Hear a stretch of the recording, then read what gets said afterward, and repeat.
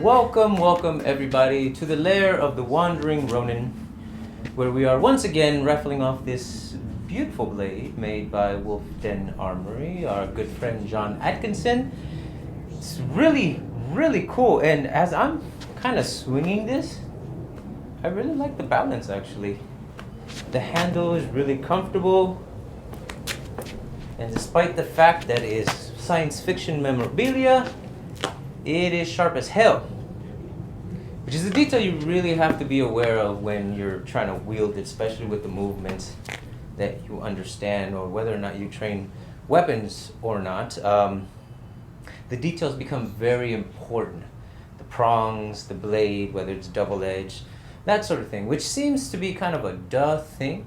But there have been trained people who have stabbed themselves, and I've heard the stories.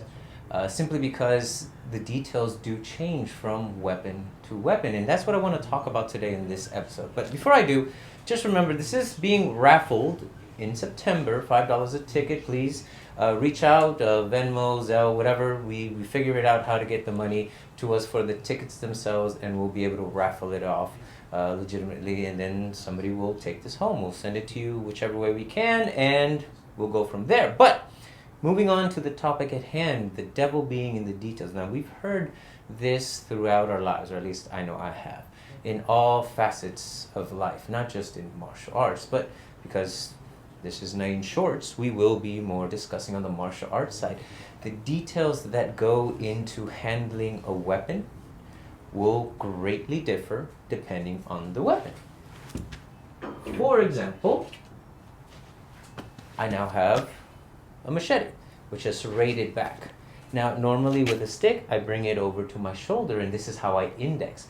But this has serrations on the back. That's a detail that I can't overlook, and if I'm just moving, I'm just gonna saw the shit out of my arm if I do it. So I have to be aware of this, so I have to understand, oh, I need to index differently. I need to check differently. I need to move around, or maybe not bring it so close to my shoulder, and understand the limits. So when I stop, I don't brace.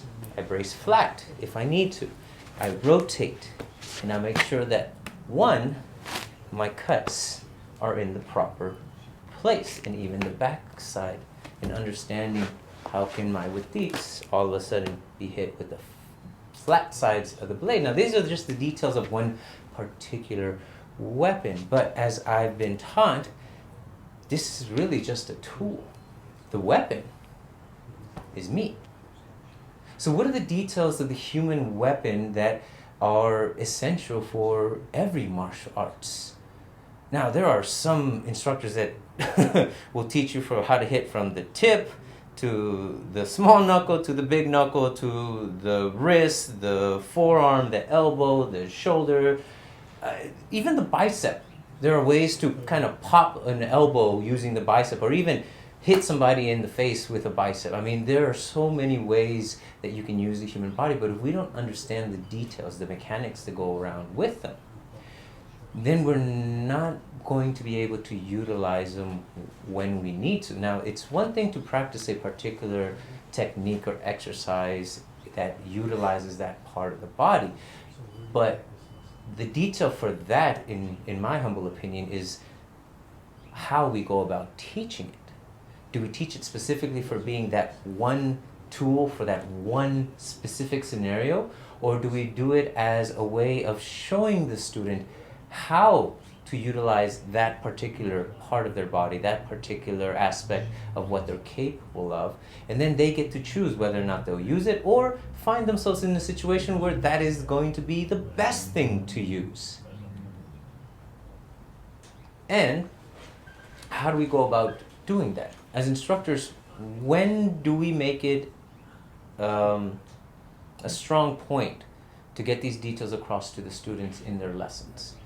One, the mechanical aspect of the human body, because the one thing that has helped me greatly in Kaju Kempo is that I've become very familiar with my own body, with the way that I move, my center of gravity, my balance points, my strengths, my weaknesses. My exercises have developed and kind of formulated ways to strengthen certain aspects of my physical self in order to wield a little heavier weapon, or to throw sharper kicks, or to have more flexibility. All these things became inherent to what I'm trying to accomplish now in a different art form. And that's my own personal take on my own personal weapon. That's just me. But it was ingrained in me from the very beginning to understand the changes that happen, not just in the weapon that you're holding, but between you and your opponent when you're learning something new. How do you connect movements that you've already been doing for years and all of a sudden just change the details in the way that you examine it, the way that you perceive it, and then expand it to this something new that you're learning? Now, this question came up because I was having a conversation with GM, and this idea came up as to when is it appropriate to start delving into the minutia, little bits, where you step, hand placement, rotating completely. When is it important for the students to start getting this, where you start dialing in, where you start getting to a point where it's meant to be sharper, it's meant to be harder, it's meant to be more effective? Because now we're developing not just the physicality to perform these techniques, but the ideology, the methodology, and the concepts that go with it. Why do we turn a certain way? Why do we strike certain areas? Why do we use certain parts of our bodies to make contact? These become crucial lessons for the student, because no one's going to attack them exactly the same way they learn the techniques against. That's just the honest truth. And a good instructor will probably tell you this will not work in application, not the way that it's taught. There has to be a modification. There will be a difference in changes once you go into, say, even sparring, not just a street fight, but even sparring in itself. There are certain things that we train that would not work in a sparring situation, because it's more of an even keel. You're going back and forth, you're giving and you're taking, and you're trying to get the better of it, you're trying to get more points. Or if it's hardcore, you won't trying to get the knockout, or you're just trying to get the win, regardless of what the parameters are. And there's a certain balance that comes to that, but that means that there are certain things that we've learned, certain techniques that won't work there. I personally believe that that is a crucial detail that the students do need, and in my opinion, early on. They need that as soon as possible, because then they have a goal set between learning the curriculum and then learning how the curriculum can help them in a fight, in a real fight, if that's what the training is for. If all you're learning is the curriculum, then the details of where to place your foot, on when to spin, the timing, all those things then become that much more important, because you're trying to perform things a certain way, in a traditional way. You're trying to show the art in a specific way, in a specific style. So then, yes, those movement details are highly important. And again, at the beginning, gross motion, if the student doesn't have a really good sense of their own movement, it's going to take time to develop, oftentimes requiring additional exercises, not just the techniques, not just the piñons or katas, but also some sort of physical training that's going to help them develop those attributes, those skill sets, and that ability to be able to then perform at a higher level. Now, that's to everyone's discretion. Every instructor is different. Everyone is going to go about it their own way. Like I said, me personally, I've taken it on myself. My instructors never told me, oh, do this many push-ups, do these many squats, or start adding this exercise to. No, they never did that. I just, on my own, started taking that because I felt that it would be helpful to me. And little by little, I started getting more ideas on how I could better do those exercises. But that's just me. Doesn't apply to everybody. Some people are just physically stronger. Some people are incredibly athletic and can move quite well, far beyond anything I could do, and they catch on really fast. But then what sort of details would that student require to make this effective, so they don't become cocky little shits that think that they're really, really good? Maybe the detail that they're not that good. Maybe humbling them a little bit. That might be something that would help them then grow to a higher level, because ultimately that's the point. These details are meant to enhance and take the students from the beginning level to an intermediate to a higher level. And not just in ranking and belt, but just in understanding and focus and being able to perform these things outside of the parameters in which they learn them. Because ultimately, I think that is the biggest test to what we're learning. Can we do the things that we learned outside of the scope of what we learned them in? Because again, in a real fight, no one's going to attack you the same way. No one's going to approach you the same way. They might not even give you a chance to know that you're being attacked until you feel the impact of whatever they hit you with. And if the student has no idea that that is a possibility, then however high level they are in their art, you're probably not going to do well in that fight. Because even that becomes a detail that I think students need to learn. When they're ready, sure. And to each instructor, that is your discretion. And everyone's going to have a different take on when that should be. But it's definitely something that has to be considered at some point. For me, our levels of understanding, level 2, details.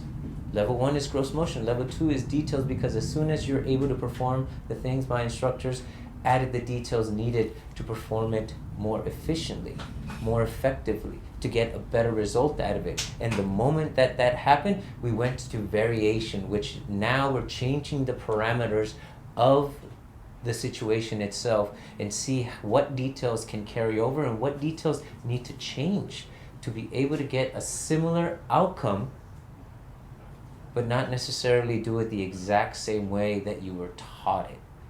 And that becomes important for each person to learn for themselves how to perform the things they need to, how they need to, when they need to, and not just default to the set standard of how they learned it.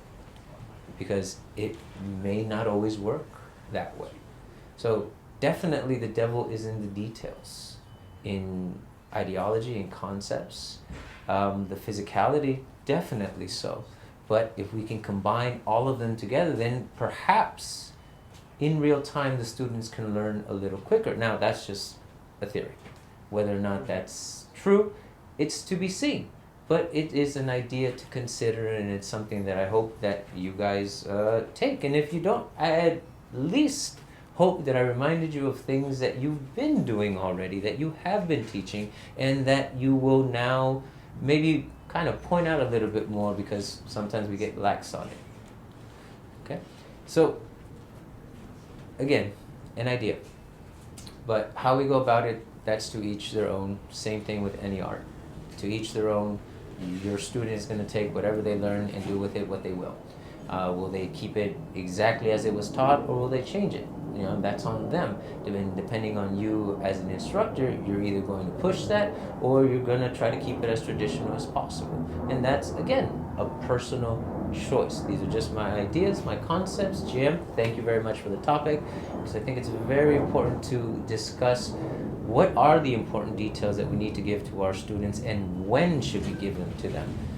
If we can keep those questions alive in our heads, then we'll constantly be reminded of what we may be missing in our lessons, what we may have forgotten, or maybe we should get there a little sooner next time around, because it would have been very helpful wherever your students are today.